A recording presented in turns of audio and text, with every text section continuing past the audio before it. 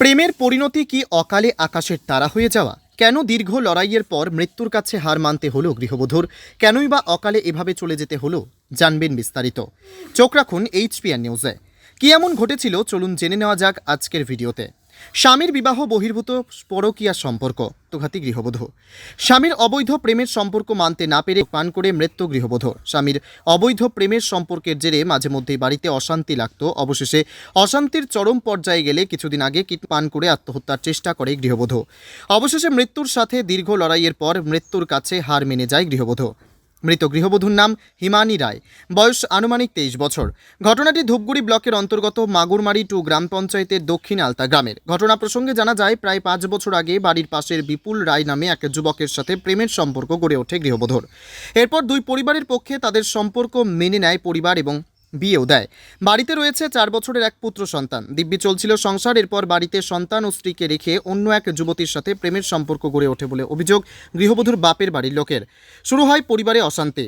স্বামীর অবৈধ সম্পর্ক মানতে না পেরে আত্মহত্যার চেষ্টা করে গৃহবধূ। অবশেষে মৃত্যুর কাছে হার মেনে যায় গৃহবধূ। শুক্রবার বিকেলে মৃতদেহ বাড়িতে আনতেই কান্নায় ভেঙে পড়ে পরিবারের লোকেরা। গৃহবধূর বাপের বাড়ির লোকের তরফে থানায় অভিযোগ করা হবে বলে জানা যায়। অভিযুক্ত যুবকের সাথে যোগাযোগ করার চেষ্টা করা হলে অভিযুক্তর মোবাইল সুইচড অফ থাকায় যোগাযোগ করা সম্ভব হয়নি। যদিও অভিযুক্তের পরিবারের তরফ থেকে কোনো প্রতিক্রিয়া পাওয়া যায়নি। সানি রায়ের রিপোর্ট, HPN নিউজ। কি অভিযোগ?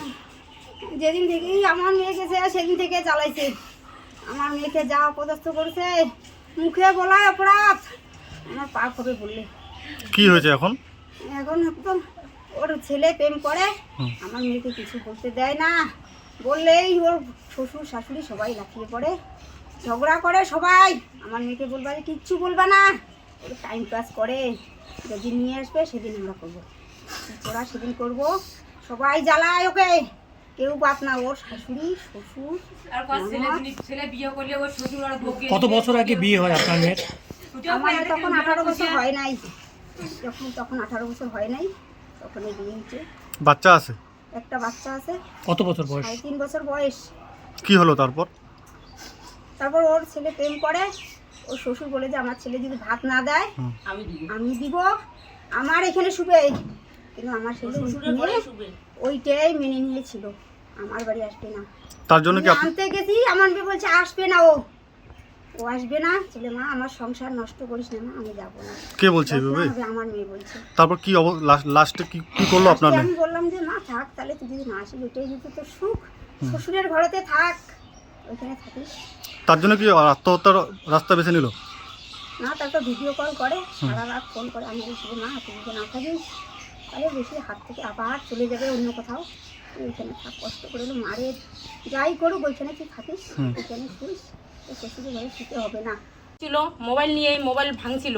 মোবাইল ভাঙার পর ও জেদ করছে ওকে মোবাইল নিয়ে দিতে হবে, কিন্তু ওর কাছে তো টাকা পয়সা নেই। বাচ্চা কাচ্চা যা জিনিসপত্র ছিল সব বিক্রি করে তবুও ওকে ভালোবাসার জন্য মোবাইলটা ওকে তাও দিয়েছিল যে কেসালটা না হোক।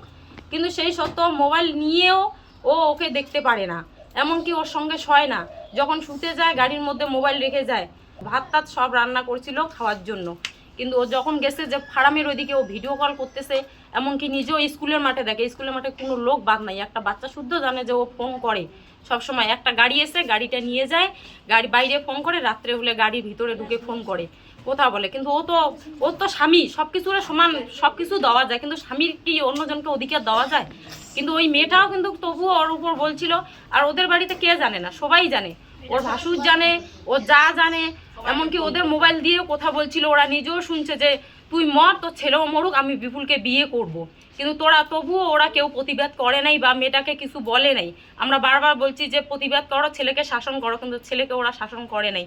ওরা শুধু অন্যের মেয়ের দোষ দিয়েই চলে যাচ্ছে। এখন বাচ্চাটার কি হবে? কত বছর বয়সে? বাচ্চাটা 3.5 বছর বয়স চলতেছে। অন্য মেয়ের সাথে আমার ভাস্তি হয়। কি হয়েছিল? কি হয়েছিল, ওই যে মারধর করে। ওর ভাসুরের ঘরে 3-4 দিন ছিল। ওর শ্বশুর তখন বলে যে আমার ছেলে খাওয়াবে না, আমি তোকে কাপড় টাপড় সব কিছুই দিব, তুই আমার ঘরে শুইস। কে বলছে? ওর শ্বশুর বলছে। কেন বলছে এটা? ওটা ওর ছেলে থাকতে দেয় না। কেন? ওর ছেলে ওই যে মারধর করে। কেন মারধর? অন্য জায়গায় কি সম্পর্ক রয়েছে? হ্যাঁ, অন্য জায়গায় সম্পর্ক আছে। যেদিনকে ও মরে সেদিনকে ও ভিডিও কলিং করছে, মেয়েটাকে দেখছে, ওই দৌড়ে এসে বিষ খেয়েছে। বিষ ছিল ওদের ওই বাথরুমে। তারপর কি হলো? তারপর মেয়েটাকে নিয়ে গেল, আমরা তো জানি না। তারপরে ওর মা বলল যে আমার মেয়ে বিষ খেয়েছে। তারপর আমরা দেখি নিয়ে গেছে ধূপগুড়ি হাসপাতালে। তারপরে ধূপগুড়ি হাসপাতাল থেকে ট্রান্সফার করেছে জলপাইগুড়ি থেকে। তো কয়দিন থাকলো। কতদিন আগে বিয়ে হয়েছিল? বিয়ে হবার কয়েক বছর, 4 বছর।